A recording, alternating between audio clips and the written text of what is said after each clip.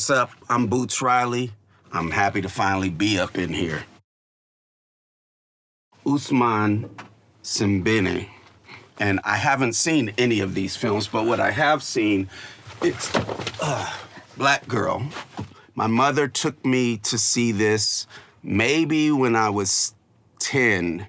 I know I thought it was boring a little bit at the time. You know, you're 10 and there's no action happening right away. But by the middle of the film, even as a 10-year-old, I was totally engrossed.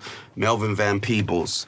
I also do music, and he's somebody that started coming to Coup shows. Obviously, I also already was a fan. Anyway, so he came, and one day he sent me a CD. He was like, these are some songs of mine, could you remix them?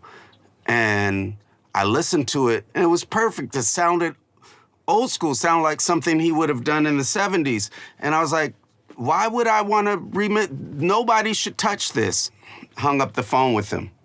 About 8 or 9 months later, he calls me up and says, can you send me back that CD-ROM? And I was like, what? He's like, yeah, I accidentally sent you the master and there's no other copies. He's like, man, you gotta find that.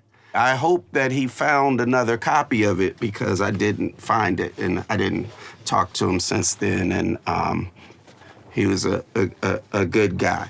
True stories. As I mentioned, I come out of music, and a lot of what I do is just an expansion of what my creative process in music was. This was something that early on, for me, showed me that there weren't boundaries that I had to be stuck to. Election. This has influenced me maybe more than I've ever talked about. The way the music is used to cut on shocking or explosive things.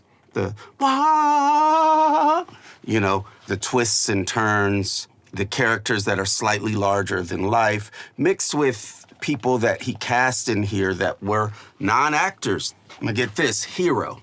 I don't know much about this movie. People keep dropping the name saying I should check it out. And I like the cover. Nothing wrong with liking the cover. If you're a filmmaker, make your cover and your font really good.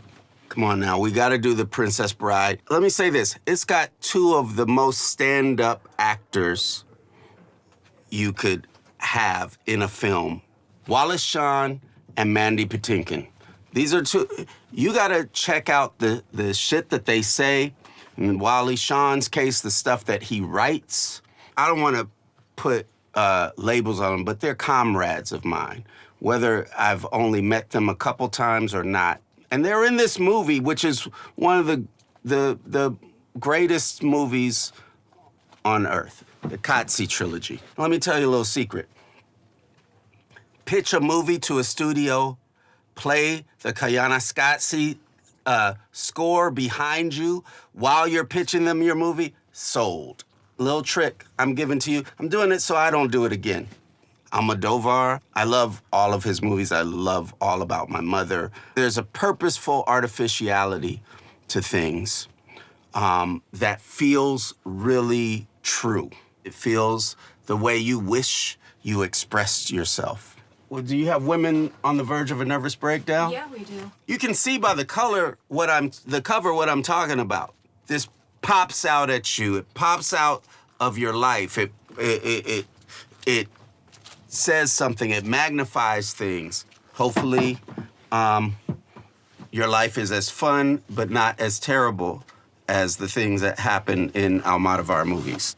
Mishima. So this is a movie about a super right-wing artist told in a few ways. One, in which this artist decided to take over a military base. The other is happening in his childhood. The other part that's really interesting takes these sequences from his writing and reenacts them and does them in these fantastical stage play-like things. And Paul Schrader is a persnickety, grumpy dude sometimes. And I've been on, you can find stuff with me and him bickering on panels. And I love this movie. It's one of my favorite movies ever. I need to watch more Fellini. I don't know a lot about Fellini. I don't know a lot about movies. I just kind of bumble along and find stuff that I like, and I try not to make rules about it, and I just watch what I like and steal what I like, too. But somebody said that my stuff is Fellini-esque, and so now I gotta watch this stuff to see what I'm doing.